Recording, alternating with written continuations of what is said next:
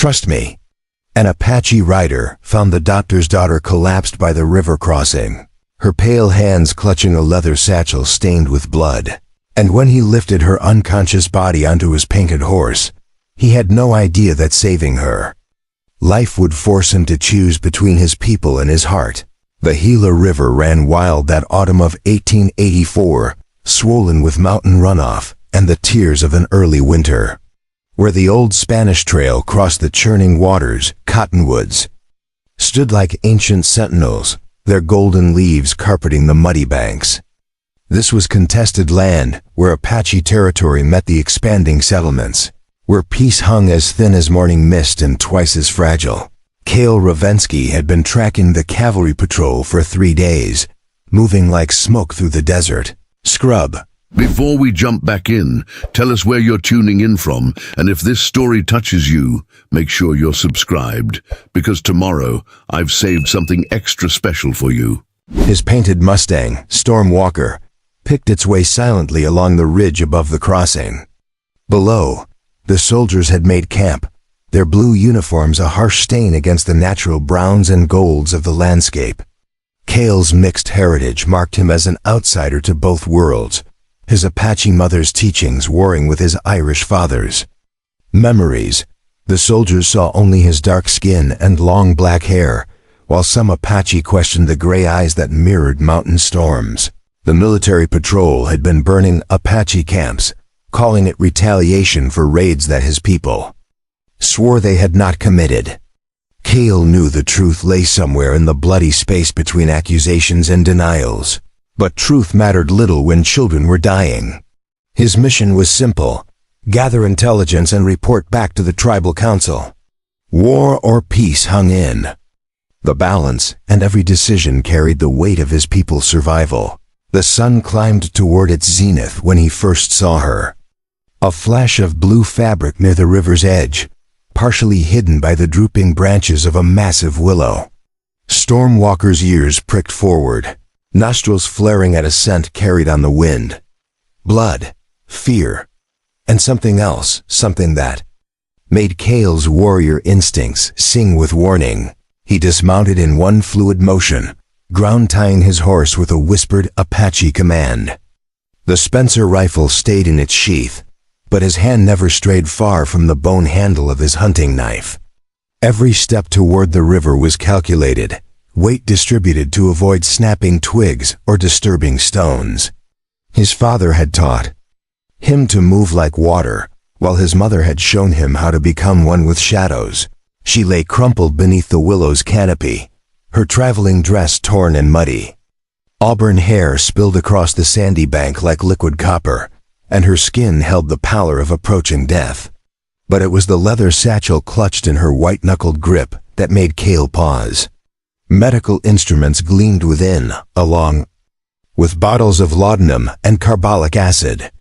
A doctor's kit, carried by hands too small and delicate for the harsh frontier. He knelt beside her, fingers finding the pulse point at her throat, weak but steady, like a bird's heartbeat. Her breathing was shallow, lips tinged blue with cold and exhaustion. No visible wounds, but her body radiated the heat of fever. Cale had seen enough battlefield injuries to recognize the signs of internal trauma and shock. "Miss," he said softly, his voice carrying the careful English his father had drilled into him alongside Apache war songs. "Can you hear me?" Her eyes fluttered open, revealing pupils dilated with pain and medication. They were the color of sage honey, flecked with gold that caught the filtered sunlight. For a moment, she stared at him without comprehension. Then her gaze sharpened with sudden terror. "Please," she whispered, the word barely audible above the river's constant murmur. "They took him. They took my father." Her fingers tightened on the medical satchel, knuckles white with desperation. "I have to find him. I have to." The effort of speaking triggered a coughing fit that brought up specks of blood. Cale's jaw tightened as he recognized the signs.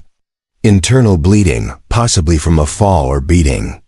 Without immediate treatment, she would die here. Beside the river, another casualty in the endless cycle of frontier violence. He could leave her should leave her, according to every tactical lesson burned into his memory. She was white, part of the people who had driven his mother's tribe from their ancestral lands. Getting involved would compromise his mission and potentially expose him to the cavalry patrol camped less than a mile downstream.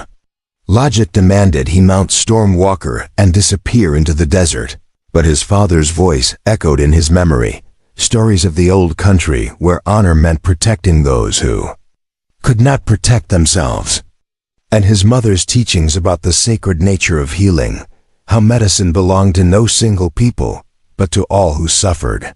The woman's medical satchel marked her as one who fought against death itself. "What is your name?" he asked, already knowing he had made his choice. "Isabella," she managed between labored breaths. "Isabella Crane. My father is Dr. Marcus Crane. We were traveling to Fort Whipple when another coughing fit interrupted her words. This one worse than the first. Fort Whipple was 3 days' hard ride through Apache territory. No place for a civilian doctor and his daughter to travel without heavy escort. Yet here she was, alone and dying beside a contested river crossing. The pieces of a larger puzzle began forming in Cale's mind, each one painted in blood and betrayal.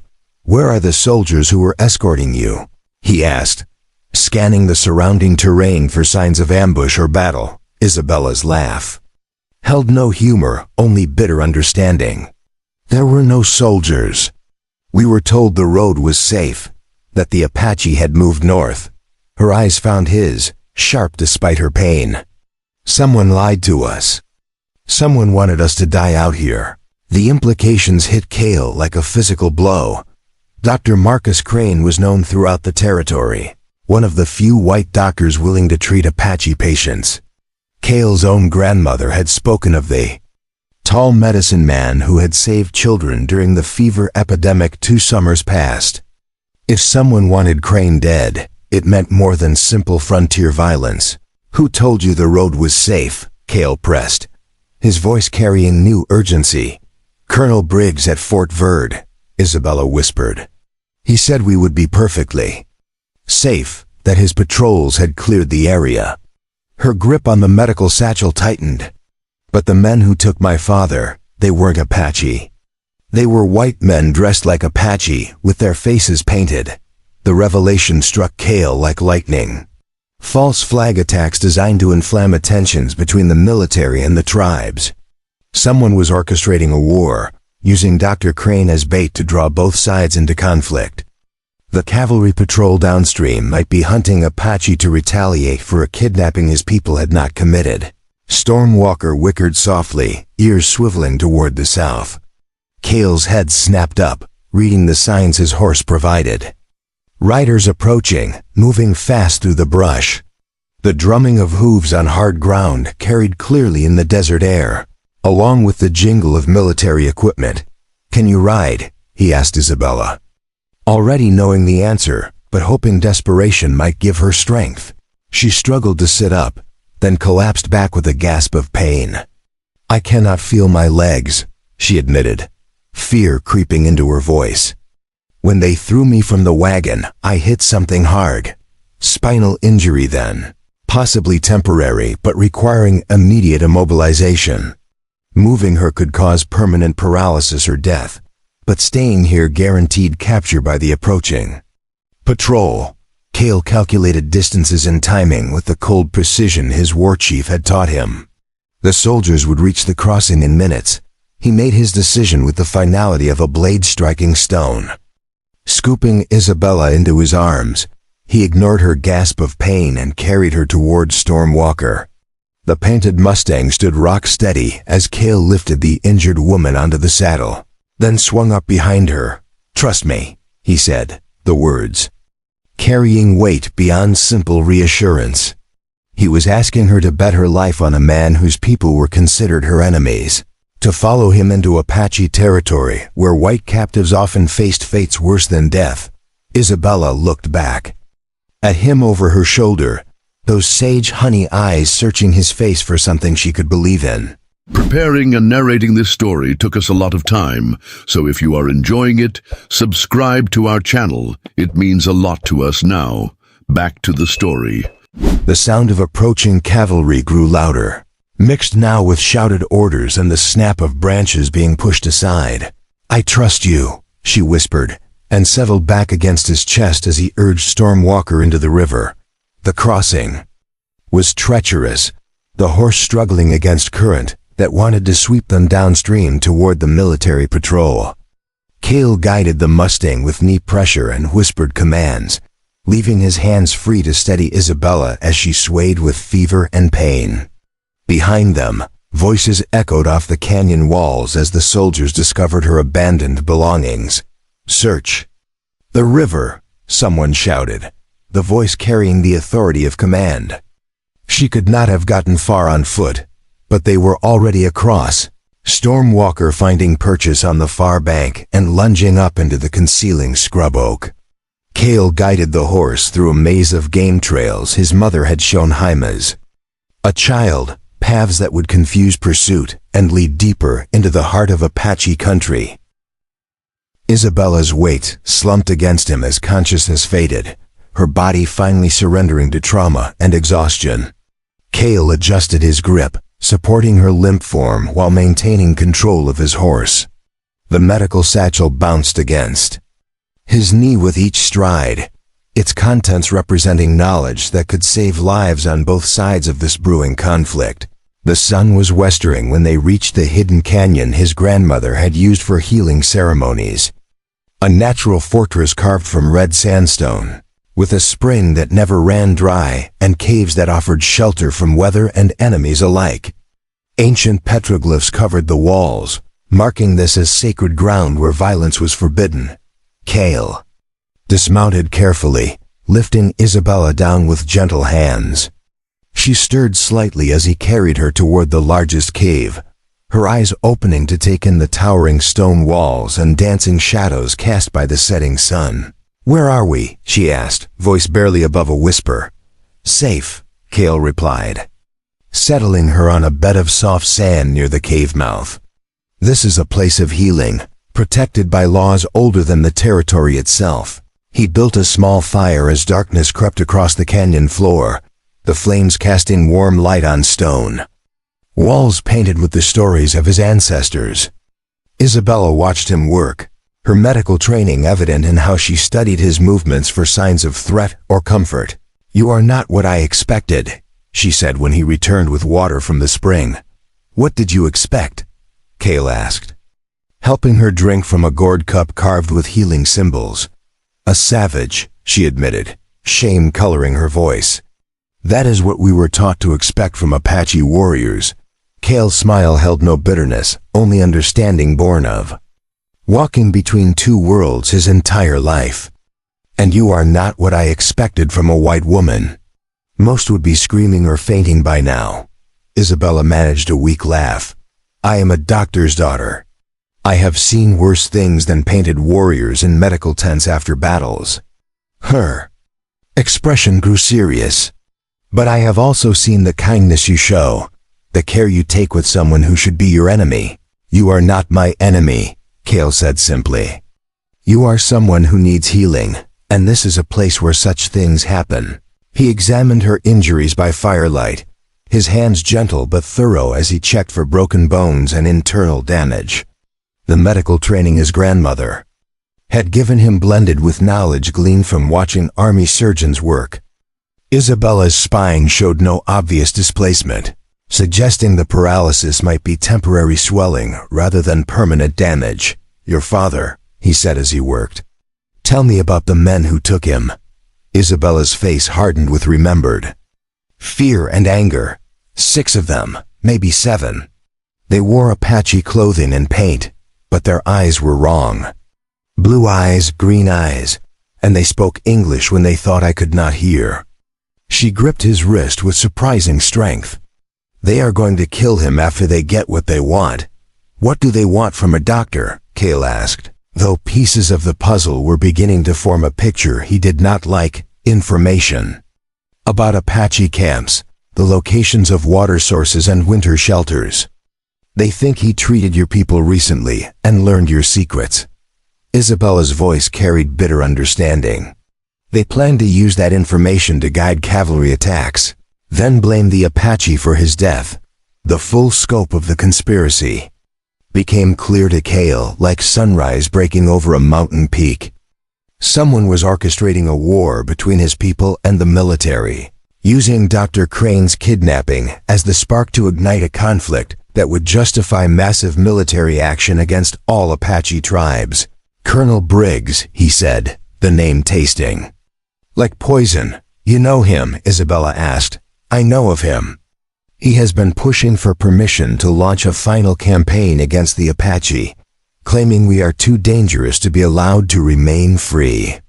Cale's jaw tightened with controlled anger.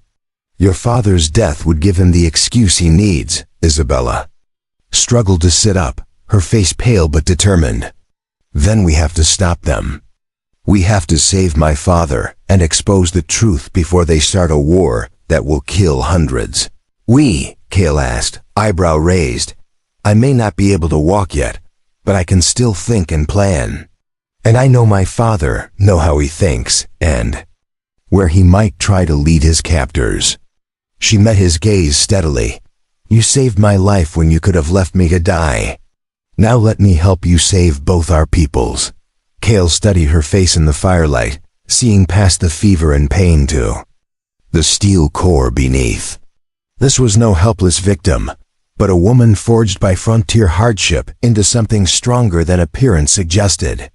Her offer of alliance came with risks he could barely calculate, but also with opportunities that might prevent the bloodbath Colonel Briggs was orchestrating. It will be dangerous, he warned. We will be hunted by both sides, trusted by neither. The men who took your father will kill us both if they discover our interference. Then we make sure they do not discover us. Isabella replied with a ghost of a smile. I may be a doctor's daughter, but I have learned a few things about moving unseen in hostile territory. The fire crackled between them as they looked at each other across a divide that had seemed unbridgeable just hours before. Apache warrior and white woman, traditional enemies brought together by circumstances neither had chosen but both would face with courage. Trust me, Cale said again, the words carrying new meaning as he extended his hand toward her. Isabella clasped his hand with both of hers, her grip firm despite her injuries. I trust you, she repeated, and in those 3 words lay the foundation for everything that would follow. Dawn brought no comfort to the hidden canyon, only the harsh reality of Isabella's condition and the impossible task that lay ahead. Cale knelt beside the spring, washing blood from his hands after another examination. The fever had broken during the night, but her legs remained stubbornly numb, and the internal bleeding had not stopped completely. Without proper medical intervention, she would die within days. Isabella watched him from her bed of woven grass and rabbit fur, her sage honey eyes tracking his movements with the intensity of someone who understood exactly how precarious her situation had become. She had spent the dark hours listening to her body's signals, cataloging symptoms with the clinical detachment her father had taught her. The diagnosis was not encouraging. How long do I have? She asked without preamble when Cale returned. To her side, his gray eyes met hers without flinching. Without surgery to stop the bleeding, perhaps 3 days. With proper care, if we can reduce the swelling in your spine, you might recover completely. And my father has even less time. Isabella said, her voice steady despite the weight of their shared understanding. They will not keep him alive long once they realize he cannot give them the information they seek. Cale nodded grimly. Dr. Crane's value to his captors depended entirely on his supposed knowledge of Apache camp locations and tactical information. When torture failed to produce intelligence the doctor did not possess, Colonel Briggs' conspirators would eliminate their witness and blame his death on Apache savagery. There is another way, Cale said after a long moment of contemplation. My grandmother singing crow, she knew healing methods that white medicine does not understand. Plant medicines and ceremonies that could address both your injuries Isabella's medical training warred with desperation as she considered his words. Everything she had learned from her father dismissed native healing as superstition. Yet she had also seen enough frontier medicine to know that survival sometimes required embracing unconventional solutions. What would this ceremony involve? She asked carefully. Plants that numb pain and reduce swelling, combined with spiritual healing to address the damage white medicine cannot see. Kale's expression grew serious. But it would require you to trust completely in methods your people consider primitive. The irony was not lost on Isabella. Here she lay, paralyzed and bleeding internally, saved by an Apache warrior she had been taught to fear, now being offered healing through ceremonies her culture had spent decades trying to suppress. Trust seemed to be the recurring theme of her new reality. "Tell me what needs to be done," she said with quiet resolve. Kale spent the morning gathering plants from the canyon walls and surrounding desert. Isabella watched him work, noting how he selected each specimen with careful consideration, sometimes talking to the plants in Apache before harvesting them. His movements carried a reverence that reminded her of her father's attitude toward his medical instruments. "The willow bark will reduce inflammation," he explained as he prepared the medicines, grinding roots and leaves with a stone mortar. His grandmother had cached in the healing cave. "Desert sage will cleanse the blood, and the root of the ghost plant will help your spine remember how to carry messages to your legs." "Ghost plant?" Isabella asked, her scientific curiosity overriding her pain.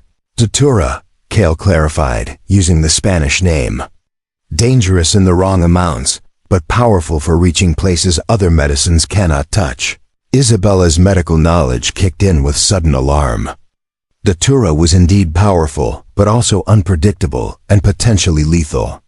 In the wrong dosage, it could cause permanent madness or death. Yet she also knew that desperate circumstances sometimes required desperate remedies. "Have you done this before?" she asked. "I have assisted my grandmother many times, but this will be my first ceremony as the primary healer." Kale's honesty was both reassuring and terrifying. "However, she taught me well, and the spirits of this place will guide my hands." As the sun reached its zenith, Kale began the ceremony with prayers spoken in liquid Apache syllables that seemed to echo from the canyon walls themselves. Painted symbols on Isabella's forehead with clay mixed with sacred plants, each mark carrying meaning she could feel even without understanding. The first medicine was bitter willow bark tea that helped with the constant ache in her back. The second was a mixture of desert plants that made her stomach settle and her mind grow clearer. But the third preparation, the one containing ghost plant extract, would require courage beyond anything she had previously imagined. "Once you drink this, there will be no turning back," Kale warned. "You will see visions, experience things that white medicine says are impossible. Some people never return unchanged from where this medicine takes them." Isabella looked at the clay cup containing her fate, its contents swirling with oily rainbow patterns that seemed to move independently of the liquid itself. Every rational part of her mind screamed warnings about unknown drugs and primitive superstitions, but the growing weakness in her body left few alternatives.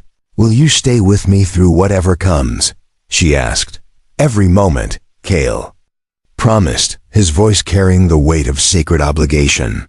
In Apache tradition, the healer's spirit travels with the patient. "We will face whatever visions come together." Isabella drank the medicine in 3 swallows, trying not to taste its earthy bitterness. Within minutes, the world began to shift and change around her. The canyon walls seemed to breathe, ancient petroglyphs moving and dancing in the firelight.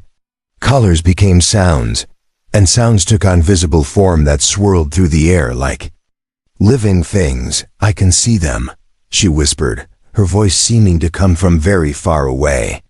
"The people who painted these walls, they are still here," Kale nodded, his own consciousness altered by ceremonial plants he had consumed to guide her journey.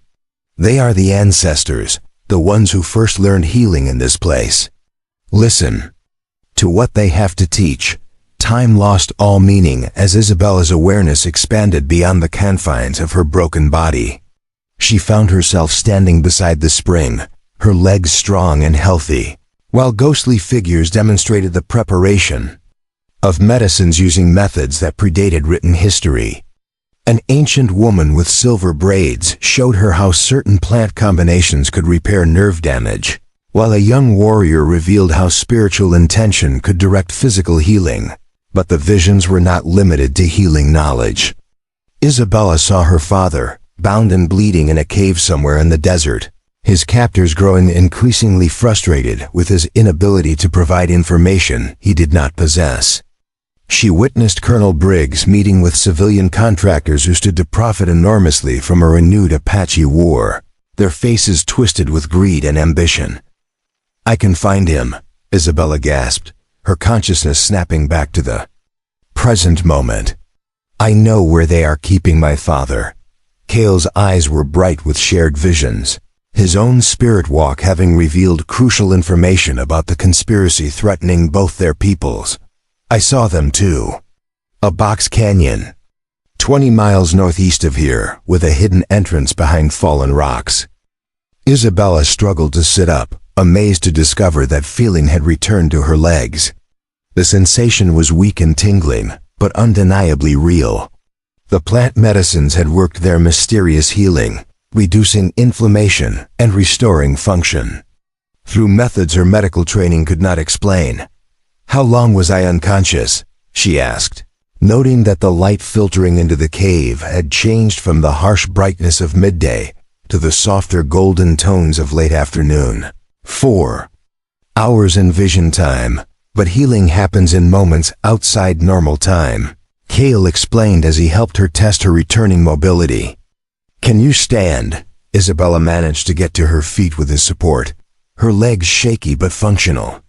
The internal bleeding had stopped completely, and the constant pain in her back had faded to a manageable ache. Whatever had happened during the ceremony, it had saved her life and given her the strength to continue their mission. "We need to move soon," Cale said, consulting the position of the sun.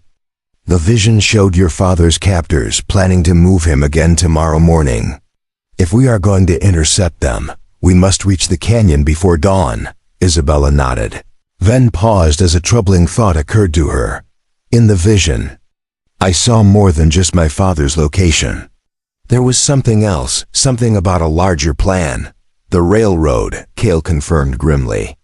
"Colonel Briggs is not just trying to start a war. He is clearing Apache lands for a railroad spur that will make him and his partners wealthy beyond measure. Your father's death is meant to justify the final elimination of my people." The scope of the conspiracy was staggering.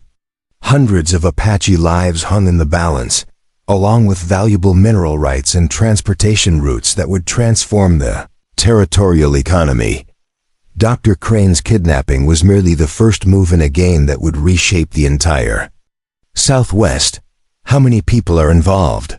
Isabella asked as she tested her walking ability with careful steps around the cave. "At least a dozen civilians, plus however many soldiers Briggs has corrupted," Cale replied. The vision showed meetings in Tucson and Phoenix, men with expensive clothes and Eastern accents making plans for our land. Isabella's medical bag had survived their flight from the river crossing, and she quickly inventoried its contents.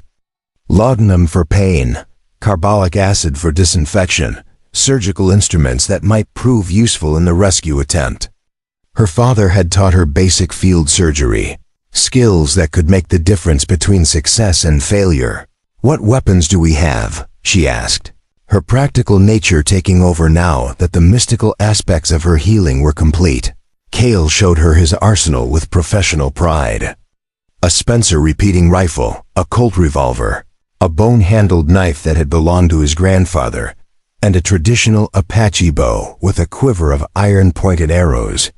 Formidable weapons in skilled hands, but perhaps not enough against a well-armed group of conspirators. "I know how to shoot," Isabella said when she saw his expression. "My father insisted I learn after we moved to the territory. I am not as accurate as a trained warrior, But I can hit what I aim at. Cale nodded approvingly, then began preparing for their departure with the efficiency of someone who had conducted many dangerous missions.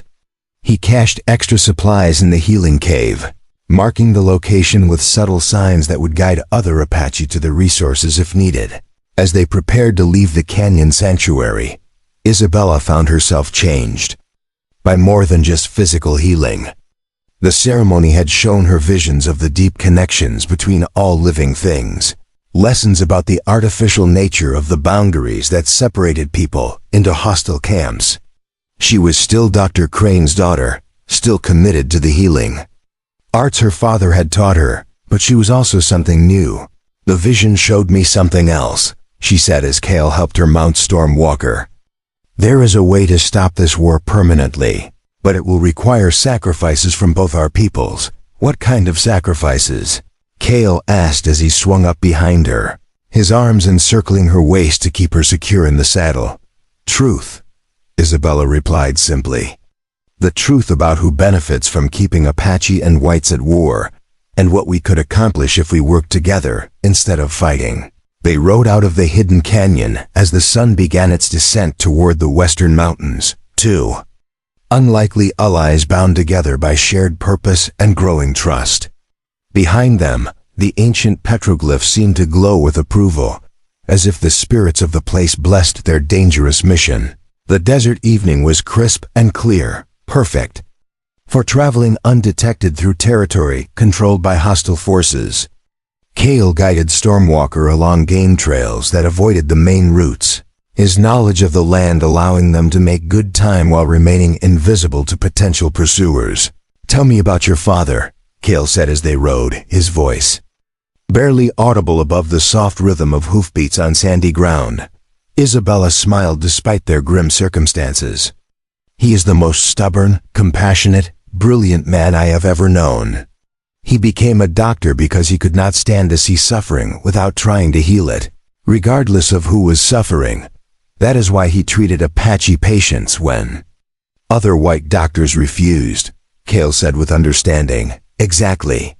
He said disease and injury do not recognize the boundaries humans create, so neither should medicine. Isabella's voice carried both pride and worry. But that compassion may be what gets him killed or what saves him, Cale suggested. If his captors realize he genuinely does not know military secrets, they might keep him alive longer than planned, unless Colonel Briggs decides his death is more valuable than his information. Isabella countered grimly. They traveled in companionable silence after that, each lost in thoughts about the rescue mission ahead and the larger implications of their unlikely partnership. The desert night sky spread above them like a jeweled tapestry, while creatures of the darkness called to each other across the vast landscape. There, Cale said suddenly, pointing toward a dark mass rising from the desert floor. Box Canyon. Your father is somewhere in those rocks. Isabella felt her heart rate increase as they approached their destination. Everything depended on the next few hours, success or failure measured in lives that hung in the balance.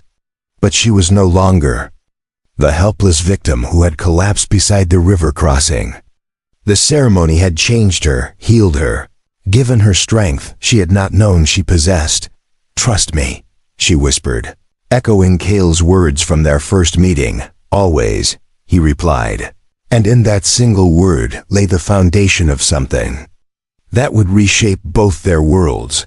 Box Canyon revealed its secrets reluctantly in the pre-dawn darkness, its twisted rock formations, creating a maze of shadows and hidden passages that had sheltered outlaws and renegades for generations. Cale and Isabella lay flat against a sandstone ridge, studying the camp below through the scope of his Spencer rifle. What they saw confirmed their worst fears and revealed new complications that threatened to unravel their rescue plan before it could begin. 12 men occupied the hidden stronghold, far more than the 6 or 7 Isabella remembered from her father's kidnapping. Most wore the blue uniforms of cavalry soldiers, but their relaxed posture and casual interactions with the civilian conspirators revealed them as willing participants rather than duty-bound military personnel. Colonel Briggs had corrupted more of his command than anyone had suspected. "There," Isabella whispered, pointing toward a natural cave mouth carved into the canyon's eastern wall. "I can see light from inside, and someone just passed in front." Of the opening, Cale adjusted the rifle scope, bringing the distant cave into sharp focus. A figure moved within the illuminated space, too tall and thin to be any of the kidnappers. Dr. Marcus Crane was alive, but even at this distance his condition appeared deteriorated from days of captivity and interrogation. "Guards are posted at 3 positions," Cale observed, marking each sentry's location in his mental map of the stronghold. 2 at the main entrance, 1 watching the approaches from the south, and a roving patrol that changes position every 20 minutes. Isabella studied the layout with tactical awareness sharpened by desperate necessity. Her father's medical training had included battlefield surgery, which meant understanding how armies moved and fought. The principles applied equally to small-scale operations like the rescue they were planning. "The guard rotation suggests they are expecting trouble," she noted. "But from which direction? Apache war parties typically attack at dawn from the high ground," Cale replied. "These men know our tactics because some of them have fought alongside us in previous campaigns." The revelation that corrupted soldiers possessed intimate knowledge of Apache warfare added another layer of complexity to their situation.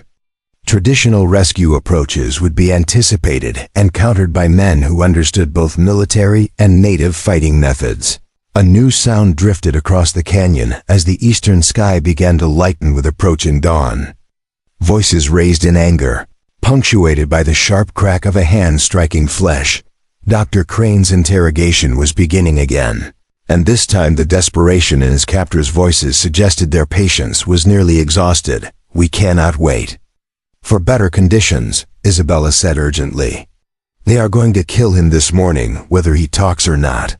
Cale nodded grimly, his own tactical assessment reaching the same conclusion. "Direct assault is impossible with only 2 of us against 12 armed men. We need deception, something that will divide their attention and create confusion." Isabella's mind raced through possibilities, searching for an approach that would use their limited resources to maximum advantage.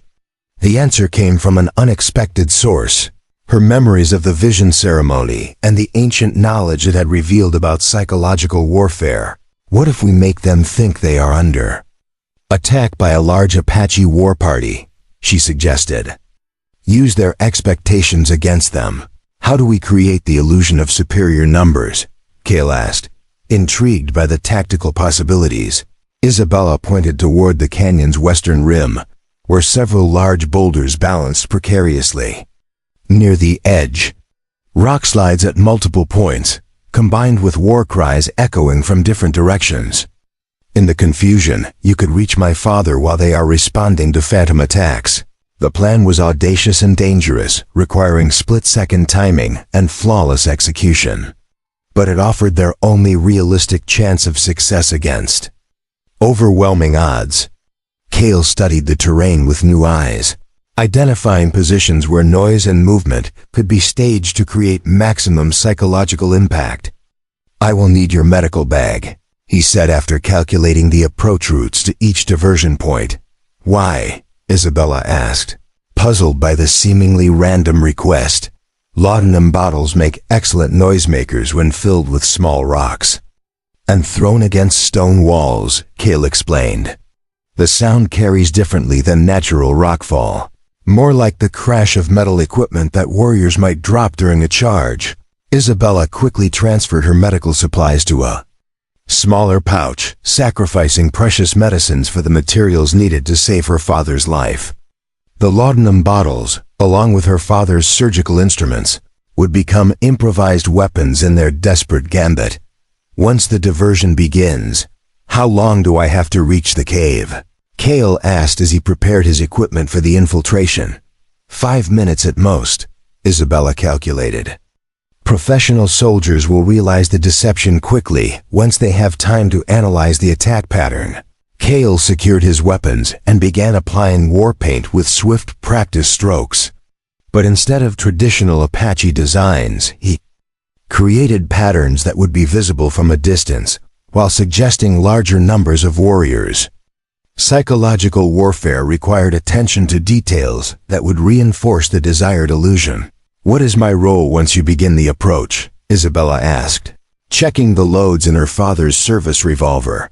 "Create as much noise and confusion as possible from this position, then retreat to the rally point we discussed," Kale instructed. "If something goes wrong, if I do not return with your father within 30 minutes, you ride for Fort Verde and report everything to the territorial governor."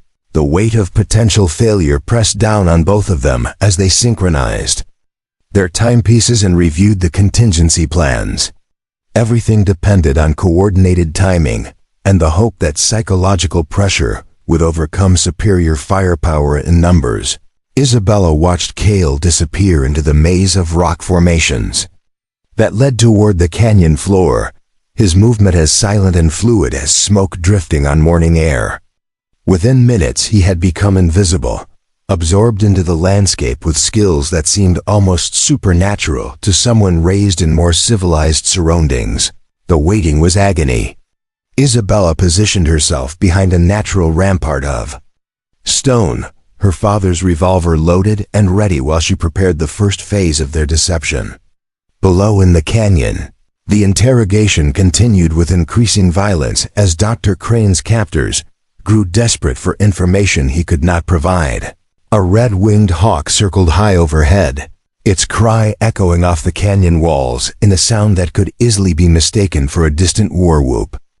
Isabella took it as a sign that the natural world approved of their mission, or perhaps that Kale's Apache ancestors were lending their spiritual support to the rescue attempt. The attack began with a rumble of displaced stone as Kale triggered the first rockslide from the canyon's northern rim. Shouts of alarm rose from the hidden camp as sentries scrambled to identify the source of the disturbance. Before they could organize a response, a second cascade of rocks crashed down from the eastern wall, accompanied by the eerie wail of a hunting whistle that Kale had fashioned from an eagle bone. Isabella added her own contribution to the chaos, hurling laudanum bottles against distant stone formations while crying out in a mixture of English and the few Apache words Kale had taught her. The sounds echoed and multiplied in the canyon's acoustic peculiarities, creating the impression of multiple attackers coordinating their assault. Below, the kidnappers reacted exactly as hoped. Half the men rushed toward the northern rim where the first rockslide had occurred, while others spread out to cover potential approach routes from the east and south. Only 2 guards remained near the cave where Dr. Crane was imprisoned, and their attention was focused outward on the phantom Apache war party. Kale materialized behind the nearest guard like a desert spirit, his knife finding the man's throat. Before any alarm could be raised, the second sentry died equally silently, his body dragged into concealment among the rocks. Within moments, Kale had reached the cave entrance and was working to free Dr. Crane from his bonds. The deception could not last much longer. Already, the more experienced soldiers were beginning to recognize the coordinated nature of the attacks and organize a systematic response. Voices shouted orders as the conspirators regrouped, their initial panic giving way to professional discipline. "Father," Isabella called softly from her position on the rim. Using a bird call, Kale had taught her to signal successful penetration of the enemy position. An answering whistle confirmed that Dr. Crane was alive and mobile, though his condition remained unknown. Isabella prepared to begin the withdrawal phase of their plan, continuing her diversionary attacks while Kale extracted her father from the stronghold. But their timing had been calculated too precisely, leaving no margin for unexpected complications. As Kale emerged from the cave supporting the weakened doctor, one of the corrupted soldiers noticed the absence of his companions. His shout of alarm brought immediate and overwhelming response from the remaining conspirators. Gunfire erupted throughout the canyon as the kidnappers realized they had been deceived. Bullets sparked off stone walls near Cale's position, forcing him to take cover while still protecting Dr. Crane. The old doctor was conscious but barely able to walk, his legs cramped from days of captivity and his body weakened by interrogation. Techniques that had stopped just short of permanent injury. Isabella watched in horror as their carefully planned extraction turned into a desperate fighting retreat. From her elevated position, she could see muzzle flashes from multiple directions as the conspirators closed in on Cale and her father. The two men were trapped in a circle of enemies with no apparent escape route, acting on pure instinct. Desperation, Isabella abandoned her concealed position and began a reckless descent into the canyon itself. Her father's revolver barked repeatedly as she provided covering fire, each shot carefully aimed to force the attackers to seek cover rather than maintain their pressure on the trapped men. "This way," she shouted, indicating a narrow cleft in the rock wall that offered potential concealment. Her voice carried clearly in the morning air, providing Cale with directional guidance while simultaneously revealing her position to their enemies. The tactical situation deteriorated rapidly as more gunfire converged on Isabella's exposed position. She felt the wind of bullets passing close to her head, heard the whine of ricochets off nearby stones. But her desperate gambit had achieved its purpose, drawing attention away from Cale and her father long enough for them to reach better cover. Dr. Crane proved tougher than his weakened appearance suggested, drawing on reserves of strength that had sustained him through years of frontier medical practice. With Cale's support, he managed to climb toward the narrow passage Isabella had identified, though each step was clearly an effort that cost him dearly. "Behind you," Isabella called out, warning Cale of a flanking movement by two soldiers who had worked their way around the eastern wall. Her revolver spoke twice more, forcing the men to retreat, but exhausting her remaining ammunition in the process. Cale's bow appeared in his hands as if conjured from thin air, iron-pointed arrows finding their targets with deadly precision. Two of their pursuers fell in quick succession, while others sought better cover as they realized they faced a skilled Apache warrior rather than a fleeing civilian. The three fugitives reached the narrow cleft just as reinforcements arrived. From the main camp, Colonel Briggs himself appeared among the pursuers, his face twisted with rage as he realized how thoroughly his conspiracy had been penetrated. The colonel's presence confirmed the extent of military corruption and added urgency to their escape. "Can you climb?" Cale asked Dr. Crane as they evaluated the steep passage that led toward the canyon rim. "I can do whatever is necessary to get out of this place," the old doctor replied with grim determination. His voice was hoarse from shouting denials during interrogation, but his spirit remained unbroken despite days of captivity and abuse. The climb was harrowing, made more dangerous by pursuing gunfire and the treacherous nature of the rock face itself. Dr. Crane's weakened condition slowed their progress, while Isabella's inexperience with such terrain created additional risks. Only Cale's mountaineering skills and knowledge of the canyon's hidden handholds made their ascent possible. Halfway to the rim, tragedy struck in the form of loose rock that gave way under Dr. Crane's weight. The old doctor slipped and fell, his injured leg catching on a protruding stone ledge that broke his fall but left him dangling helplessly over a deadly drop. His medical bag, still strapped across his shoulder, swung wildly as he struggled to maintain his grip.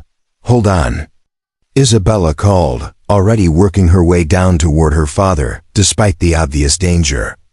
Her medical training had taught her to assess risks quickly, and she could see that Dr. Crane's strength was failing rapidly. Bullets whined overhead as their pursuers found the range, forcing all three fugitives to take what cover they could find on the exposed rock face.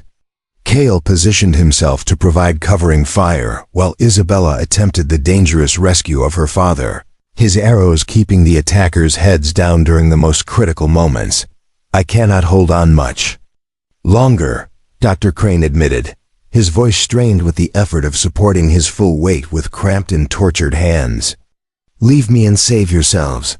"That is not an option," Isabella replied firmly, working to secure a rope around her waist so she could rappel down to her father's position. "We came here to save you, and that is exactly what we are going to do." The next few minutes stretched like hours as Isabella fought against time, gravity, and enemy gunfire to reach her endangered father. Her hands were torn and bleeding by the time she managed to secure him with the rope, but adrenaline and determination carried her through the physical ordeal. Together, the three refugees completed their ascent as the sun climbed higher in the desert sky. Behind them, shouts and gunfire continued as Colonel Briggs organized a pursuit that would follow them across the wasteland. Their immediate escape was successful, but the larger battle for survival was just beginning. "Storm Walker is waiting beyond the next ridge," Cale announced as they reached relatively safe ground. "But the horse cannot carry 3 people for any significant distance." Dr. Crane assessed their situation with the same analytical mind that had made him an exceptional physician. "I can walk if necessary, though not quickly or for great distances." "How far to safety?" "That depends on where we consider safety to be," Isabella replied, understanding that their problems extended far beyond simple escape. "Colonel Briggs will use every resource at his disposal to hunt us down in silence." Use? The weight of their knowledge pressed down upon all 3 fugitives as they began their flight across the desert landscape. They possessed evidence of a conspiracy that reached into the highest levels of territorial government. Information that could prevent a war, but only if they survived long enough to reveal it.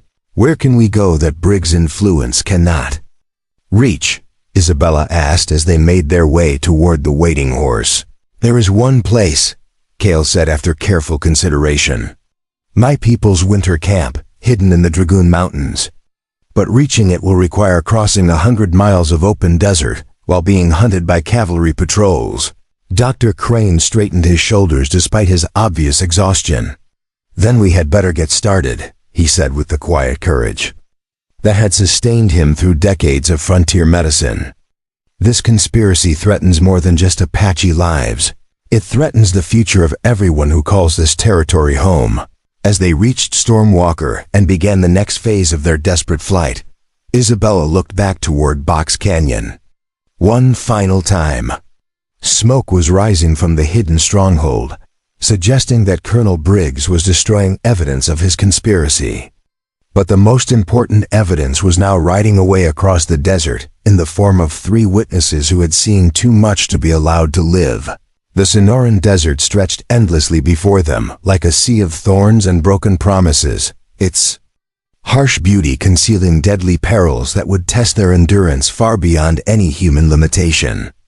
Storm Walker carried Dr. Crane while Cale and Isabella alternated between walking and riding, their desperate flight complicated by the old doctor's injuries and the relentless pursuit that thundered behind them across the wasteland. Colonel Briggs had mobilized every available resource for the manhunt, including civilian contractors who knew the territory as well as any Apache scout. Dust clouds on the southern horizon marked the progress of at least 3 separate cavalry units, their movements coordinated by helograph signals that flashed between distant peaks like deadly stars. "They are driving us north," Isabella observed during a brief rest in the shade of a towering saguaro cactus, away from the Mexican border and toward the military installations around Tucson. Dr. Crane studied the tactical situation with eyes that had witnessed too many battles during his years as a frontier physician. "Briggs wants us alive for interrogation, which means he cannot simply surround us and wait for the desert to do his work." Cale nodded grimly as he rationed their precious water supply. "But he also knows that time favors him over us. Every hour we spend in this heat weakens us while his men can rotate fresh horses and supplies." The temperature was climbing toward the brutal peak of midday, transforming the desert floor into a furnace that could kill as efficiently as any bullet. Isabella's medical training allowed her to recognize the early signs of heat exhaustion in all 3 of them, symptoms that would only worsen as their water ran low. "There," she said suddenly, pointing toward a formation of red rock towers. that rose from the desert floor like ancient monuments. Those formations would provide shade and defensible positions if we are forced to make a stand. The Tirakawa pillars, Kale identified, his knowledge of the terrain providing both hope and concern. Good defensive ground, but also a natural trap if we become surrounded. Dr. Crane shifted in the saddle, his face pale with exhaustion, but his voice steady with determination. How far to your people's winter camp from there? 2 days hard travel through the Dragoon Mountains, Kale replied. But first we must reach the pillars without being intercepted by the pursuit. The race across the open desert became a desperate game of endurance and cunning as the 3 fugitives pushed their bodies beyond normal limits. Behind them, the dust clouds grew steadily larger as Colonel Briggs' mounted patrols closed the distance with systematic precision. Isabella found herself drawing on reserves of strength she had not known she possessed, her body adapting to the harsh demands of desert survival through sheer force of will. The plant medicines from Kale's healing ceremony seemed to have left her with enhanced endurance and clarity of thought that proved invaluable during the most challenging moments. Riders approaching from the west, Dr. Crane announced, his elevated position on Storm Walker providing the best view of their surroundings. At least 6 men, moving to cut off our approach to the rock formations. Kale cursed in fluid Apache as he recognized the tactical maneuver. Briggs is better than I expected. He anticipated our destination and positioned forces to trap us in the open. The situation demanded immediate decision as the Western Patrol drew closer, their intentions clearly hostile despite the distance that still separated the 2 groups. Within minutes, they would be within rifle range and able to pin down the fugitives while other units moved in for the capture. Can we fight our way through? Isabella asked, checking her remaining ammunition with the efficiency her father had taught her. We not against 6 mounted men in open ground, Kale replied honestly. We need terrain that favors defense over mobility. Dr. Crane's voice carried new urgency as he spotted additional threats converging on their position. More dust to the south and east. They have us bracketed on 3 sides. The trap was closing with military precision, forcing the fugitives toward the only remaining avenue of escape that led deeper into the most hostile section of the desert. It was exactly what Colonel Briggs had planned, driving them away from potential sanctuary and toward terrain where survival itself would become their primary enemy. The Salt Flats, Kale said grimly as he identified their only remaining option. 20 miles of alkali desert where nothing lives and water exists only in mirages. Isabella understood the implications immediately. The Salt Flats represented a calculated gamble that could save their lives or kill them more certainly than any bullet. Few people had ever crossed that wasteland and returned to tell of the experience. Our pursuers will not follow us there, Dr. Crane observed with clinical detachment. They can simply wait for the desert to do their work while maintaining safe positions around the perimeter. Unless we can cross it completely, Kale said, his mind racing through possibilities that bordered on the impossible. There are ancient trails known only to my grandmother's people, paths that lead to hidden springs and cave systems. The decision was made for them as rifle fire erupted from the approaching cavalry patrol.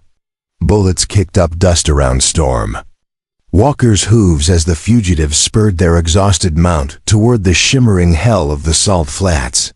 The transition from normal desert to alkali wasteland was startling in its abruptness. One moment they were riding through typical Sonoran landscape, dotted with cacti and scrub brush. The next they were entering a realm that seemed more suited to another planet entirely. White crystalline formations stretched to the horizon, broken only by occasional patches of cracked mud that had once been seasonal lakes.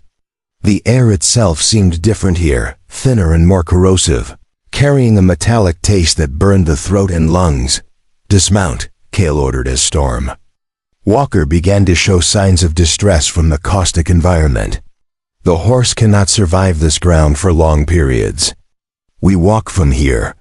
Isabella helped her father down from the saddle, noting how the alkali dust immediately began eating at their clothing and exposed skin. The salt flats were not merely hostile to human life, they were actively destructive to anything organic that dared venture into their domain. Behind them, the pursuit had halted at the edge of the wasteland, unwilling to follow their quarry into what amounted to a natural death trap. Isabella could see distant figures through the heat shimmer, mounted men who seemed content to wait for the desert to complete their mission. "How do we navigate without landmarks?" Dr. Crane asked as they began their trek across the featureless expanse.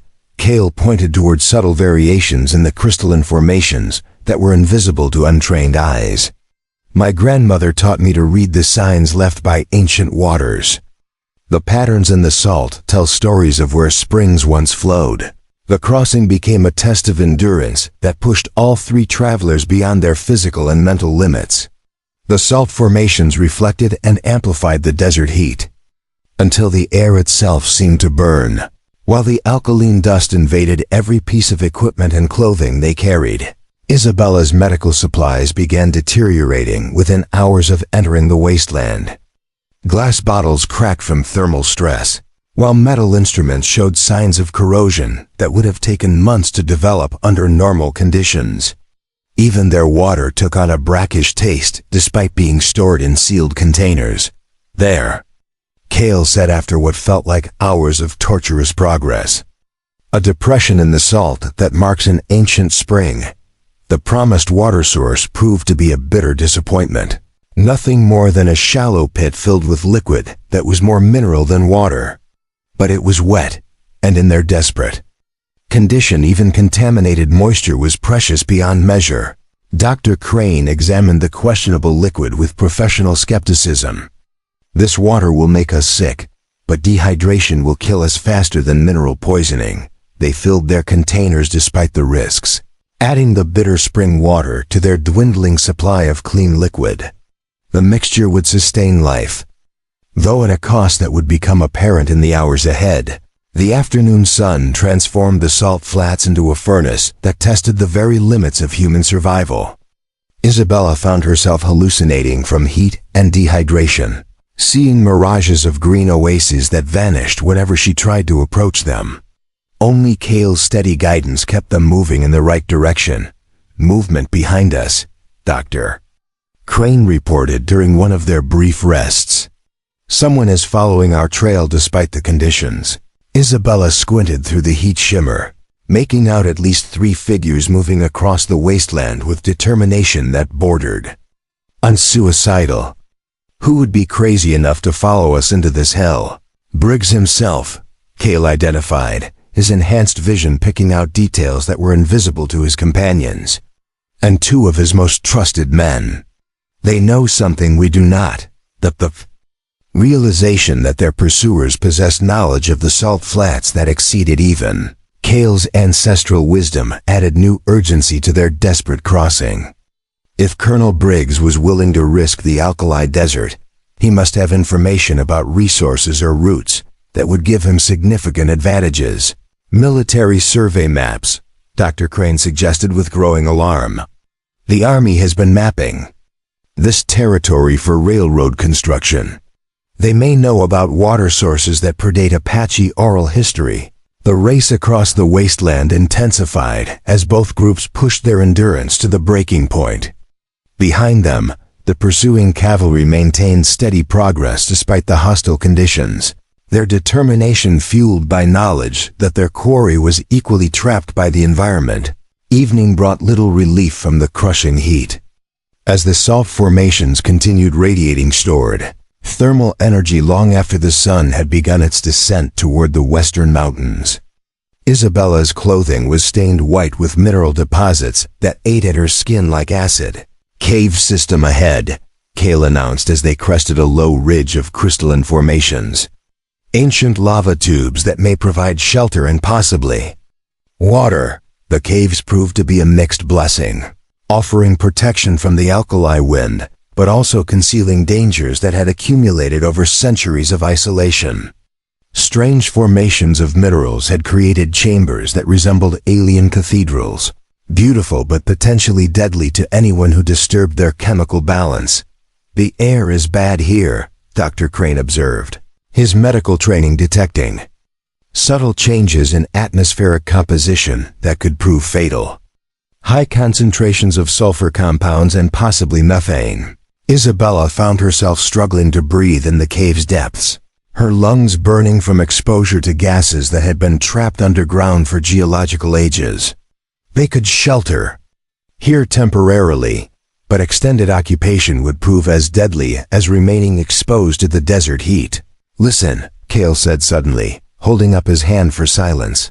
From somewhere in the cave system came the sound of running water, faint but unmistakable. Fresh water, not the bitter alkaline liquid they had been forcing themselves to drink. But reaching it would require venturing deeper into the dangerous cave network. "I will go," Isabella volunteered, understanding that her smaller size made her the logical choice for exploring narrow passages. "If there is clean water here, we need it desperately." Dr. Crane started to protest, but the logic of her argument was undeniable. Their water supply was nearly exhausted, and without replenishment, they would not survive another day in the salt flats. The risk of cave exploration was significant, but the alternative was certain death. Isabella's journey into the cave depths became a nightmare of narrow passages and toxic air that burned her lungs with every breath. But her determination was fueled by desperation, and the knowledge that her father's life depended on finding clean water. The underground stream proved to be everything they had hoped for and more. Crystal clear water flowing from some deep aquifer, cold and pure despite the hostile environment surrounding the cave system. Isabella filled every container she carried, her spirits lifting for the first time since entering the salt flats. But her return journey was complicated by sounds that suggested their pursuers had also discovered the cave system. Voices echoed from distant passages, distorted by the strange acoustics, but unmistakably human. Colonel Briggs had followed them into the underground maze. "They are in the caves," Isabella reported breathlessly as she rejoined Cale and her father. "At least 3 men, maybe more. And they seem to know where they are going." The tactical situation had shifted dramatically, with both groups now trapped in the same underground system.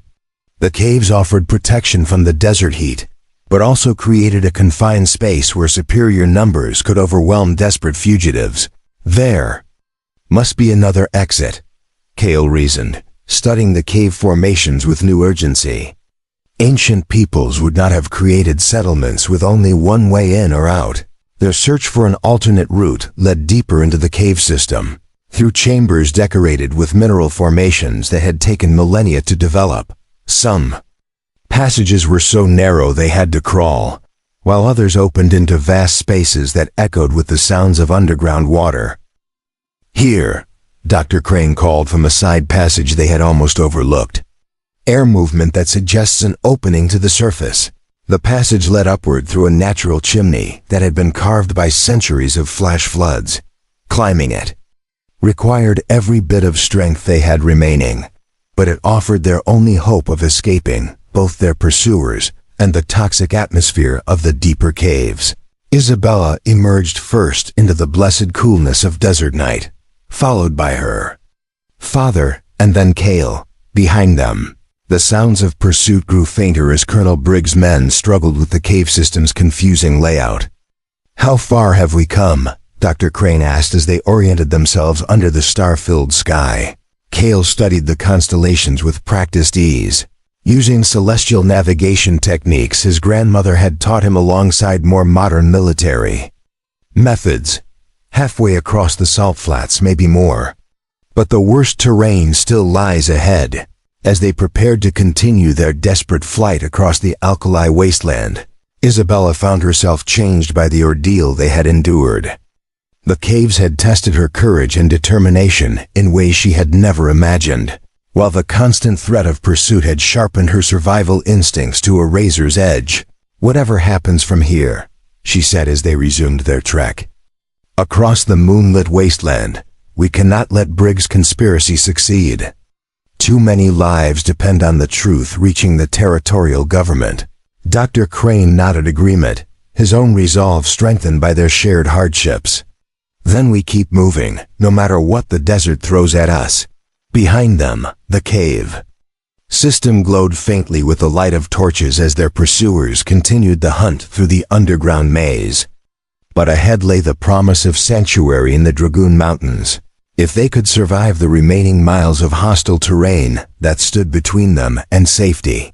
The Dragoon Mountains rose from the desert floor like ancient guardians protecting secrets older than memory, their granite peaks shrouded in mourning. Mist that promised both sanctuary and judgment for the 3 weary travelers who had somehow survived the crossing of the salt flats.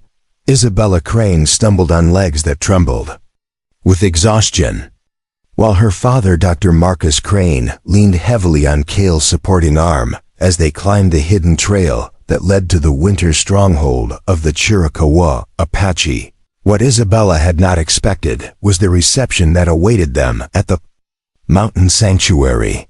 Instead of the small band of survivors she had imagined, they found themselves approaching a gathering that represented the largest concentration of Apache leadership in decades. War chiefs from across the territory had converged on this remote location, drawn by reports of the conspiracy that threatened to destroy their people through manufactured conflict. "The Council of Chiefs has been waiting for you," announced Singing Crow, Cale's grandmother, as she emerged from behind a screen of juniper trees. The ancient woman's eyes held depths of wisdom that seemed to pierce through to Isabella's very soul, reading truths that had been hidden even from herself. Dr. Crane straightened despite his exhaustion, recognizing the importance of this moment, not just for their personal survival, but for the future of relations between his people and the Apache Nation. "I am honored to be received by such distinguished leaders," he said in careful Spanish, one of the few languages that bridge the cultural divide. "You speak our treaty language," observed Chief Naish, son of the legendary Cochise, as he stepped forward to study the 3 refugees. "But can you speak the truth that your own people refuse to hear?" Isabella found herself the focus of intense scrutiny from dozens of Apache warriors and leaders, their faces painted with the gravity of decisions that would determine whether peace or war shaped the coming seasons. She realized that their desperate flight across the desert had brought them not to safety, but to the very heart of a conflict that would reshape the entire Southwest. "The woman has the look of one who has walked between worlds," observed Chief Victorio's sister Lozan, the renowned warrior woman, whose reputation for both fighting prowess and spiritual insight was legendary throughout Apache territory. "Her spirit carries the marks of our healing ceremonies." Cale nodded respectfully to the assembled leaders, his mixed heritage placing him in a unique position to serve as translator, not just of languages but of cultural perspectives that seemed impossible to reconcile. She submitted to the plant medicine ceremony and received visions that revealed the location of her father and the truth about those who would make us enemies. The revelation that a white woman had participated in sacred Apache healing rituals created a stir among the council members that rippled through the gathered crowd, like wind through prairie grass. Some faces showed approval, others skepticism, but all demonstrated the intense interest of people whose very survival might depend on understanding these unprecedented developments. Chief Geronimo himself emerged from the central lodge, his presence commanding immediate attention from every person in the mountain stronghold. The legendary leader's reputation had grown far beyond his actual deeds, but the man who stood before them radiated an authority that needed no embellishment. His eyes fixed on Dr. Crane with penetrating intensity. "You are the medicine man who treated our children during the fever sickness," Geronimo stated rather than asked, his English heavily accented, but perfectly clear. "The one who asked for no payment beyond the knowledge that young ones would live." Dr. Crane met the war leader's gaze without flinching, drawing on reserves of courage that had sustained him through decades of frontier medicine. "I am a doctor. Disease recognizes no boundaries between peoples, so neither do I. And yet your own people now use your healing work as excuse to destroy us. Geronimo continued, his voice carrying the weight of accumulated betrayals. They say we kidnapped you to learn military secrets, then murdered you to hide our crimes. Isabella stepped forward, her voice clear despite the exhaustion that made her legs tremble. That is a lie created by Colonel Briggs and his conspirators. My father was taken by white men disguised as Apache, part of a scheme to justify a final military campaign against your people. The assembled chiefs exchanged glances that spoke volumes about their collective experience with white treachery and broken promises. But Isabella's participation in Apache healing ceremonies had marked her as someone who might be trusted with truths that could save or damn both peoples. Tell us of this conspiracy, commanded Chief Jew, leader of the Nedni Band and one of the most feared warriors in Apache history.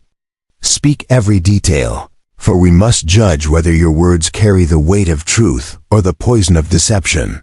For the next hour, Isabella and Dr. Crane recounted everything they had witnessed and experienced, from the original kidnapping through their desperate escape across the salt flats. Cale provided additional context about the false flag attacks and the railroad interests that stood to profit from Apache removal. Their testimony painted a picture of corruption that reached into the highest levels of territorial government. The railroad spur they plan will cut directly through our sacred burial grounds, Chief Nash observed grimly. They would desecrate the bones of our ancestors for the sake of moving freight more efficiently. Lozin spoke with the authority of someone whose spiritual visions had guided Apache resistance for years. I have seen these white men in dreams, their faces twisted with greed as they count coins earned from our suffering. But I have also seen another path, one where truth defeats deception. The council deliberations continued as the sun climbed toward its zenith, with each chief weighing the testimony against their own knowledge of white treachery and their people's desperate need for peace. Isabella found herself fascinated by the democratic nature of Apache decision-making, where consensus had to be reached rather than imposed by executive authority. What proof do we have beyond words? Asked Chief Mangas, son of the great Mangas. Coloradas. The white man's courts will not accept the testimony of Apache witnesses, and our people have been blamed for crimes they did not commit before. Dr. Crane reached into his medical bag and withdrew a bundle of papers that had somehow survived their harrowing journey. I managed to hide these documents during my captivity. Letters between Colonel Briggs and his civilian partners, detailed plans for the railroad construction, financial records showing payments to the fake Apache raiders. The physical evidence created a sensation among the council members, who understood its significance in ways that went beyond simple legal proceedings. Written proof of the conspiracy could be presented to the territorial governor and federal authorities, providing leverage that might prevent the planned military campaign. But first we must survive long enough to present this evidence, Chief Vittorio pointed out with characteristic pragmatism. Briggs knows what we possess, and he will use every resource to prevent us from reaching sympathetic authorities. Geronimo studied the documents with the intensity of someone who had learned to read the intentions of enemies through years of guerrilla warfare. These papers are valuable, but they are also a death sentence for anyone who carries them. The colonel will kill hundreds to keep his secret safe. Isabella felt the weight of responsibility settling on her shoulders like a physical burden. The evidence they carried could save hundreds of Apache lives and prevent an unjust war, but it also made them targets for elimination by powerful forces with unlimited resources. I will carry the documents to the territorial capital, she announced, her voice steady despite the magnitude of what she was proposing.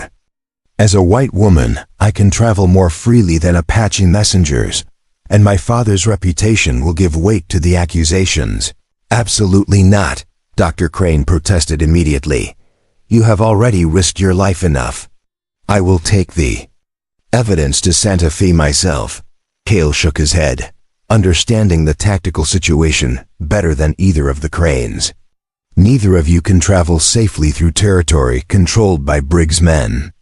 But there is another way, one that uses the strengths of both our peoples.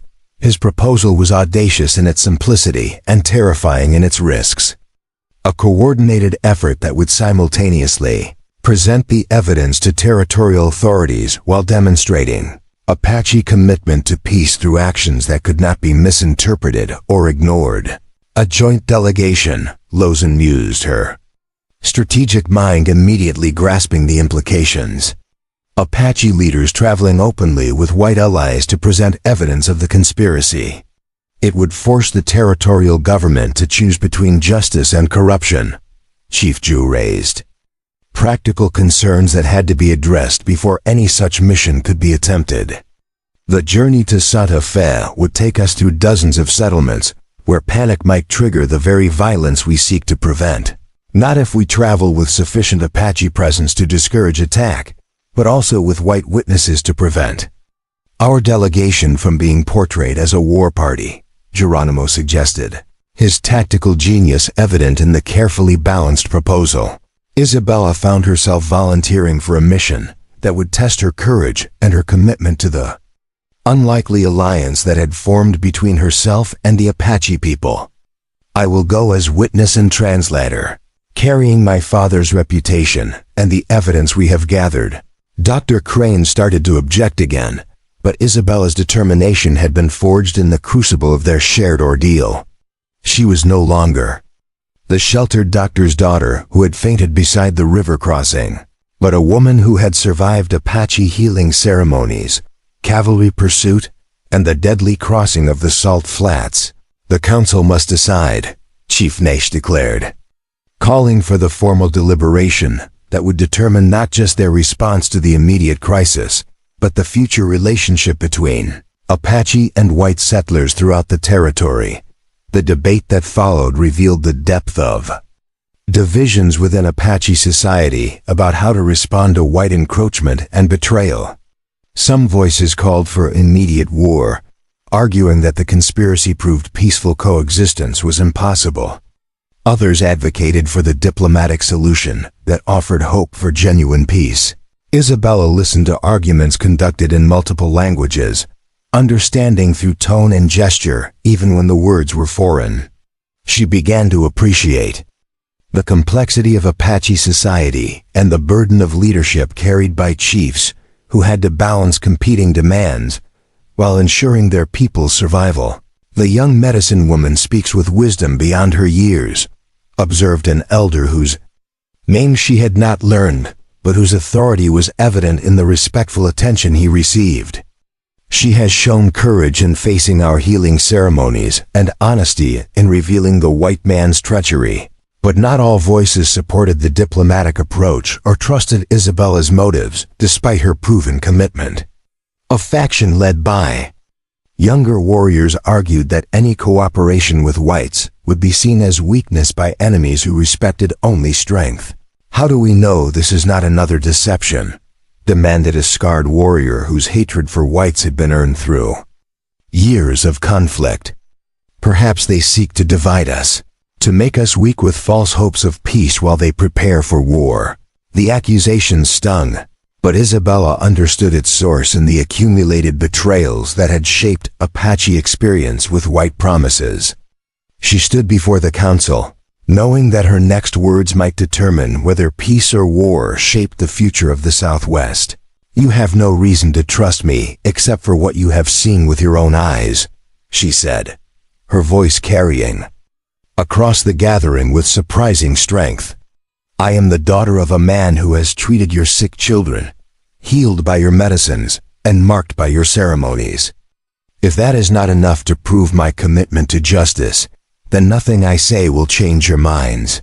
The silence that followed her words stretched like a held breath, until Singing Crow rose from her place among the elders. The ancient woman's voice carried the authority of someone who had guided Apache decisions for longer than most people could remember. The plant spirits spoke to this woman during her healing, Singing Crow declared.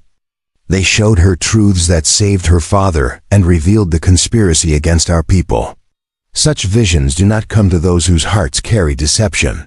Chief Geronimo studied Isabella with eyes that had seen through countless lies and deceptions during his decades of resistance. Whatever he found in her face seemed to satisfy his scrutiny, for he nodded slowly before addressing the assembled council. "We will send the joint delegation to Santa Fe," he announced, his decision carrying the weight of law among his followers. "But we will also prepare for war, because white men have given us little reason to expect justice from their courts." The council's decision represented a careful balance between hope and realism, preparing for multiple possibilities while committing to the path that offered the greatest chance for lasting peace. Isabella felt the weight of responsibility settling on her shoulders as she realized her role in the coming mission. As the formal deliberations concluded and the chiefs began making detailed plans for the dangerous journey ahead, Isabella found herself in quiet conversation with Lozan, the legendary warrior woman whose spiritual insights were respected throughout Apache territory. "You have chosen a path that will change you forever," Lozan observed, her weathered hands working to prepare travel gear for the diplomatic mission. "The spirits have marked you as a bridge between worlds, but such bridges must be strong enough to bear the weight of both sides." Isabella understood that her commitment to the peace mission would make her a permanent exile from the white society that had raised her. There would be no returning to the sheltered life of a frontier doctor's daughter after traveling openly with Apache leaders to challenge territorial authority. "Some prices are worth paying," she replied, thinking of the children who would grow up in peace if their mission succeeded. "And some bridges need to be built regardless of the personal cost." As preparations for the dangerous journey continued around them, Isabella found herself looking forward to an uncertain future with determination rather than fear. She had discovered reserves of courage and strength she had never known she possessed, forged through trials that had tested every aspect of her character. The setting sun painted the Dragoon Mountains in shades of gold and crimson as the Apache Council concluded its historic deliberations. Tomorrow would bring new challenges and dangers as the unlikely alliance prepared to test whether truth could triumph over conspiracy in the halls of territorial power. But as the formal deliberations wound down, a new crisis emerged that threatened to derail their carefully laid plans. Dust clouds on the horizon announced the approach of a large military force, and the distinctive pattern of their movement suggested they were being guided by someone with intimate knowledge of Apache strongholds. "Colonel Briggs has found U.S." Cale announced grimly as he descended from his observation post on the mountain's peak. "At least 50 cavalry troopers, plus civilian scouts who know these mountains as well as we do." Chief Geronimo's expression hardened as he absorbed this intelligence. "How much time do we have before they reach the stronghold?" 3 hours, maybe 4 if they stop to rest their horses, Cale estimated. "But they are pushing hard, riding like men who know exactly where they are going." The tactical situation had changed dramatically with the arrival of overwhelming military force. The Apache stronghold was defensible against small groups, but 50 trained cavalrymen with artillery support could overwhelm even the most determined resistance. Isabella felt her heart sink as she realized the implications. "They followed our trail across the salt flats. Briggs must have found Apache guides willing to trade our location for military protection." Dr. Crane studied the approaching dust clouds with the analytical mind that had served him well during decades of frontier medicine. "This is not a rescue mission. 50 men suggests they plan to eliminate everyone who knows about the conspiracy." Chief Victorio nodded agreement, his strategic experience immediately grasping the threat they faced. "Briggs cannot allow any of us to reach Santa Fe with the evidence. He will claim we took hostages and died fighting to prevent their rescue." The mountain stronghold erupted into controlled activity as Apache warriors prepared for what might be their final battle. Women and children were evacuated to hidden caves deeper in the mountains, while fighting men took positions among the rocks that commanded the approach routes. "We need to get you and the documents away from here," Lozin told Isabella urgently. The evidence is more important than any individual life, including our own. But Isabella surprised everyone by shaking her head firmly. I am not running anymore. If we separate now, Briggs wins regardless of who survives. The only way this ends is if we face him together. Chief Nate studied the approaching military force through an army spyglass captured in a previous engagement. The colonel rides with them personally. He wants to be certain there are no survivors to tell inconvenient truths. Dr. Crane checked his medical supplies with practiced efficiency, knowing that battle would bring wounded regardless of the outcome. How many fighting men do we have? 37 warriors, Geronimo replied after a quick count. Good fighters all, but outnumbered and outgunned by experienced cavalry. Isabella found herself thinking tactically, her mind shaped by the experiences of the past weeks into something harder and more practical than her sheltered upbringing had prepared her for. What if we do not fight them here? Explain, Chief Judd demanded, interested despite the desperate nature of their situation. Briggs expects to find us trapped in a mountain stronghold, preparing for a siege, Isabella continued, her voice gaining confidence as the plan took shape. But what if we are not here when he arrives? Cale's eyes lit up with understanding as he grasped the implications of her suggestion. A strategic withdrawal that leaves him attacking an empty position while we circle around to strike at his base of operations, the railroad construction camp, Dr. Crane added, his mind working through the possibilities. If we could capture the physical evidence of the conspiracy there, along with Briggs' civilian partners, Chief Geronimo studied the tactical situation with the expertise of someone who had fought both conventional and guerrilla campaigns against overwhelming odds. It could work, but the timing would have to be perfect. And we would be betting everything on a single desperate gamble. Lozin spoke with the authority of someone whose visions had guided Apache strategy for years. Sometimes the spirits demand such gambles. I see two paths before us, one ending in glorious death, the other in unexpected victory. The choice is ours to make. The decision to abandon their defensive positions and launch a counterattack against Briggs' base represented everything that made Apache warfare so effective against conventional military thinking. Instead of accepting battle on their enemy's terms, they would create their own tactical situation. The women and children go deeper into the mountains, Chief Victorio ordered. Fighting men divide into 3 groups, 1 to create the illusion that we are still here, 2 to strike at the construction camp. Isabella volunteered to accompany the strike force, understanding that her presence would be crucial for identifying key documents and civilian conspirators. I know what evidence to look for, and I can testify about what we find. Dr. Crane insisted on joining the mission despite his age and recent ordeal, pointing out that medical support would be essential for any wounded. Besides, he added, with grim humor, I have a personal score to settle with the men who used me as bait for their war. The evacuation of the stronghold proceeded with military precision as Apache families disappeared into hidden refuges that had protected their people for generations.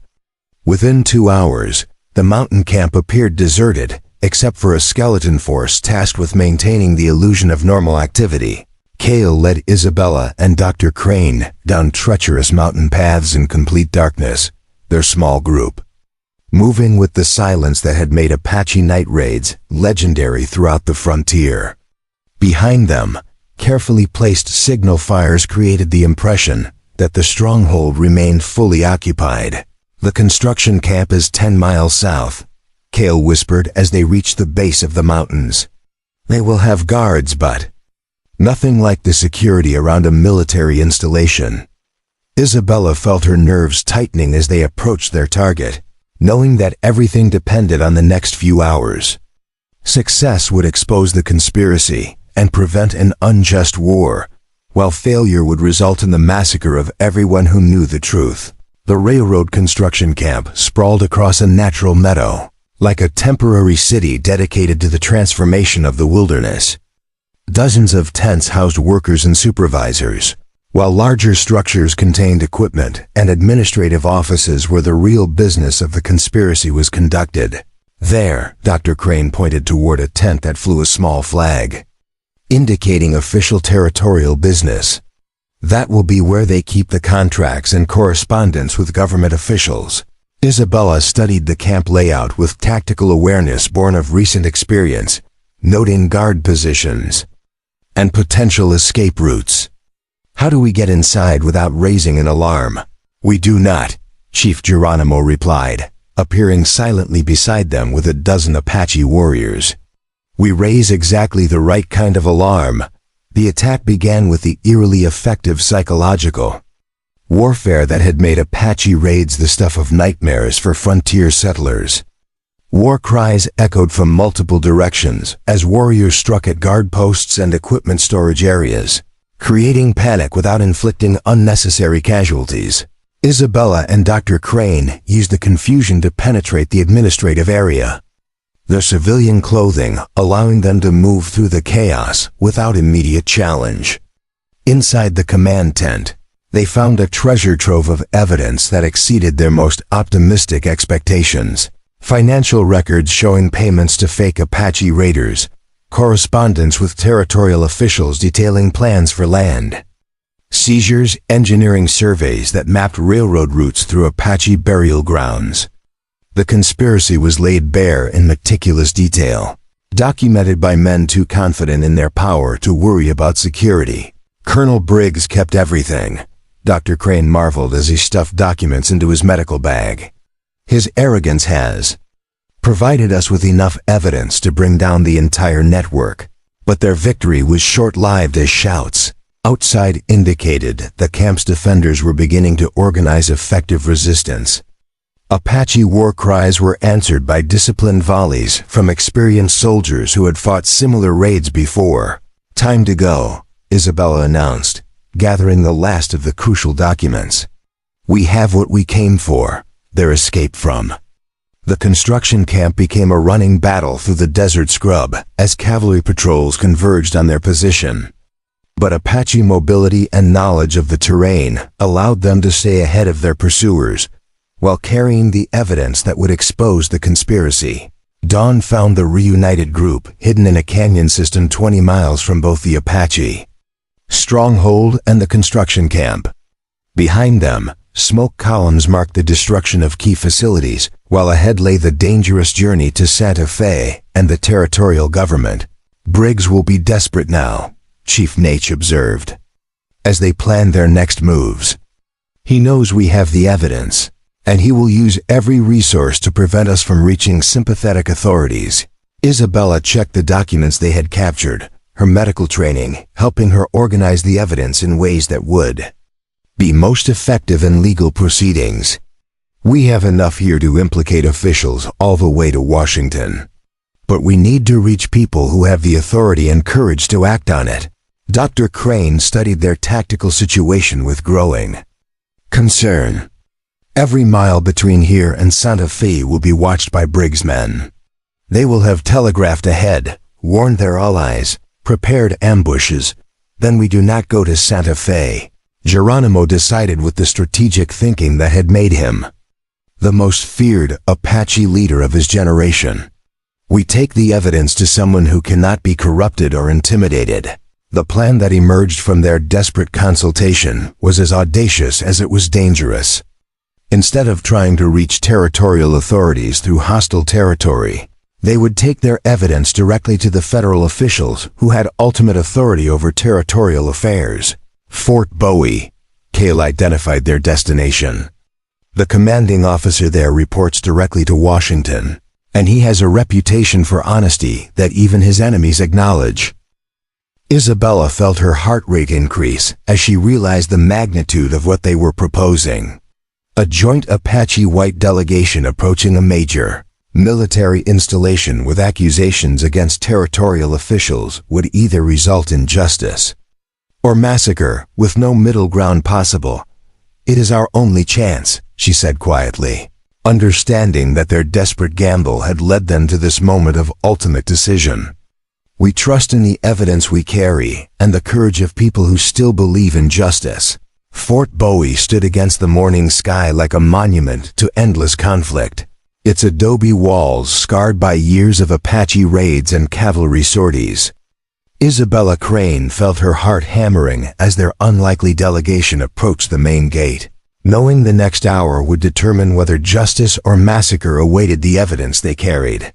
Major William Harrison, commanding officer of Fort Bowie, was not what they had expected. Instead of a grizzled frontier soldier, they found a West Point graduate whose education had taught him to value evidence over prejudice. His weathered face showed skepticism as he studied the mixed group of Apache chiefs and white civilians. Requesting an audience, "You understand the irregular nature of this situation," Major Harrison said carefully. Apache leaders do not typically request meetings at military installations, especially claiming conspiracy at the highest levels of territorial government. Chief Geronimo stepped forward with dignity that had made him legendary throughout the Southwest. "We come not as enemies seeking war, but as people seeking justice. The evidence we carry will prove that others have used our names to commit crimes we did not do." Isabella opened her father's medical bag and arranged the documents they had captured, organizing them with methodical precision. Financial records, correspondence with territorial officials, engineering surveys mapping routes through Apache burial grounds, all revealed the conspiracy's full scope. "These documents show payments to men who posed as Apache raiders," she explained steadily. "Colonel Briggs and his civilian partners manufactured attacks to justify military action that would clear Apache lands for railroad construction." Major Harrison studied the evidence with growing amazement, checking signatures and official seals. If authentic, these implicate officials all the way to the territorial capital. "Why bring this to me instead of civilian authorities?" Dr. Crane's laugh held bitter understanding. "Because civilian authorities are part of the conspiracy. We tried to reach Santa Fe, but Colonel Briggs has corrupted enough officials to ensure our silence." Approaching hoofbeats interrupted their explanation as a cavalry patrol thundered through the gates. The lieutenant dismounted urgently. "Major Harrison, sir, Colonel Briggs is approaching with a full company. He claims to be pursuing Apache raiders who have taken white hostages." Isabella felt blood drain from her face. Briggs had followed them to Fort Bowie and was preparing to eliminate the evidence along with everyone who knew the truth. 20 minutes at most, sir," the lieutenant reported. "They are riding hard." Major Harrison found himself in an impossible position, forced to choose between military protocol and moral obligation. "Lieutenant Morrison, secure these documents in the fort safe immediately. Whatever happens, this evidence must survive." Isabella watched with relief as the documents disappeared into secure storage. Their desperate mission had at least ensured the conspiracy's exposure regardless of their personal fate. "Sergeant Martinez," Harrison called. "I want every man in the garrison to witness what happens when Colonel Briggs arrives." Full dress formation in the parade ground, Chief. Geronimo understood immediately. "You create witnesses who cannot be silenced. If Briggs acts against us in front of your entire command, he cannot claim self-defense." The next 20 minutes passed with agonizing slowness as Apache chiefs stood alongside white civilians and military officers, their unlikely alliance, representing everything Colonel Briggs' conspiracy had sought to prevent. Isabella found herself beside Cale as they watched the dust cloud marking Briggs' approach. The young Apache warrior who had saved her life had become something more during their shared ordeal. "Whatever happens," Cale said quietly, "meeting you changed everything I believed about possibilities for peace between our peoples." Isabella felt emotions she had not acknowledged during their desert flight. "You saved my life and showed me truths I never could have learned otherwise. If we survive this, I want to help build a future where Apache and white children can grow up without fearing each other." Colonel Briggs arrived with 50 mounted troopers in full battle gear, surrounding the parade ground with military precision. He rode forward with confidence born of unquestioned authority. "Major Harrison," Briggs called out.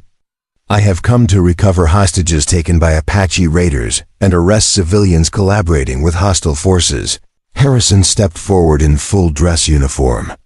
"Colonel Briggs, I have received serious allegations about your conduct requiring investigation by higher authorities. Until that investigation is complete, I must respectfully decline to surrender anyone under my protection." The confrontation revealed both officers' true character. Briggs represented old frontier mentality that saw Apache as obstacles to eliminate, while Harrison embodied newer perspective valuing justice over expedience. "You are harboring known criminals," Briggs declared, face flushed with anger. "Apache raiders who have murdered civilians and stolen military secrets." Geronimo stepped forward with legendary dignity. "I am Geronimo of the Chiricahua Apache. I have fought many battles against your people, but I have never murdered civilians or stolen secrets. The crimes you described were committed by white men wearing Apache paint." The accusation struck the garrison like a physical blow. Isabella continued her revelations about the manipulative conspiracy Colonel Briggs organized. The fake Apache raids. "He used my father as bait to justify military action, clearing Apache lands for railroad construction. The evidence is secured in Major Harrison's safe." Briggs' reaction confirmed the truth more effectively than any testimony. His hand moved toward his sidearm, then stopped as 50 witnesses watched. His face revealed desperation of someone whose plans were collapsing. "These people are delusional," he declared without conviction. "They have been traumatized by captivity and cannot distinguish reality from Apache propaganda." Dr. Crane stepped forward with quiet authority. "I was present when your civilian partners discussed plans for land seizure and railroad construction. I heard them laughing about profits they would make from Apache blood." The standoff continued as both sides waited for someone to make the first move. Harrison held the key position, his military authority balanced against political pressure. Briggs represented. "I propose a solution," Harrison announced. "We will send a joint delegation to the territorial capital under military escort. The evidence will be presented to federal authorities with no connection to local politics." Isabella felt hope stirring, but Briggs was not prepared to accept defeat. "I cannot allow hostile Apache to travel freely through settled territory. Civilian safety must take precedence over legal technicalities." The threat was immediate. Briggs intended to use military force to eliminate evidence and witnesses, regardless of consequences. But he had underestimated Harrison's integrity and the garrison's loyalty. When Briggs signaled his men to advance, they found themselves facing disciplined soldiers positioned to protect the Apache delegation. "Stand down, Colonel," Harrison commanded with absolute authority. "You are relieved of duty pending investigation." The crisis resolved unexpectedly when several of Briggs' own men stepped forward to denounce their commander. Sergeant O'Brien, a 20-year veteran, spoke for soldiers sick of fighting wars. "Based on lies, the colonel ordered us to burn Apache camps and blame raids on hostile actions." O'Brien testified, Irish accent thick with emotion. "We followed orders because we trusted his judgment, but we never knew we were being used to justify land theft."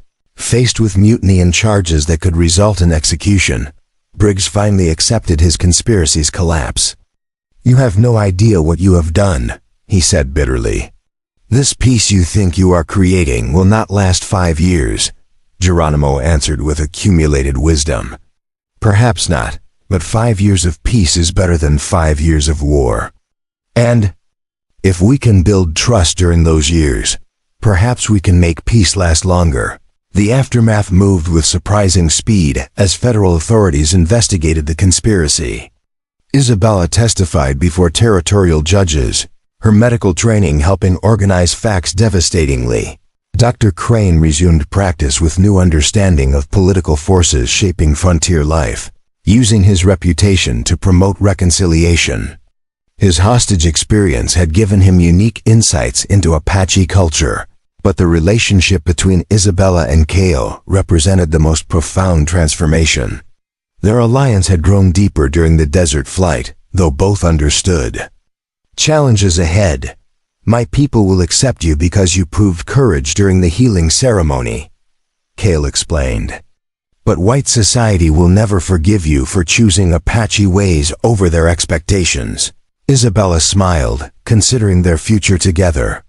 Then we will create our own society, taking the best from both cultures while rejecting the hatred that kept them apart. Their wedding ceremony combined Apache traditions with frontier customs, creating something new that honored both heritages. Chiefs Geronimo and Naish stood alongside Dr. Crane as witnesses to an alliance transcending the boundaries that had divided their peoples. Years later, Isabella and Cale raised children who spoke both English and Apache, while learning healing arts from their grandfather. The Fort Bowie events were remembered as the turning point when justice finally prevailed over greed and hatred. Their unlikely romance became Southwest legend, inspiring couples to cross cultural boundaries, pursuing love that transcended artificial divisions. Their example proved that trust between different peoples was essential for building a society worth inheriting. Isabella often reflected on the river crossing moment when Cale first said, "Trust me," and she chose to believe in impossible possibilities. That moment of faith had led to discoveries about herself and her world that no sheltered existence could have provided. In the end, their story was not about dramatic events that brought them together, but about quiet daily choices that kept them together as they built lives honoring both individual heritage and shared commitment to justice. Love had triumphed over hatred, truth over lies, and hope over despair. Up next, you've got two more standout stories right on your screen. If this one hit the mark, you won't want to pass these up. Just click and check them out. And don't forget to subscribe and turn on the notification bell so you don't miss any upload from us.